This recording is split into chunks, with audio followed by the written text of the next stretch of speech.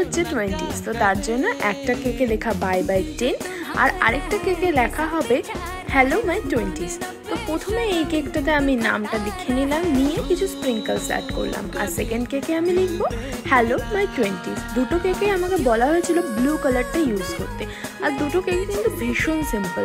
Honestly আমার কিন্তু অনেক কাজ করা কেকের থেকে এমন সিম্পল কেক ভীষণ ভালো লাগে। আর গোটা পিন্টারেস্ট জুড়ে এরকম সিম্পল কেকের যে কত ছবি তা তো তোমরা জানোই।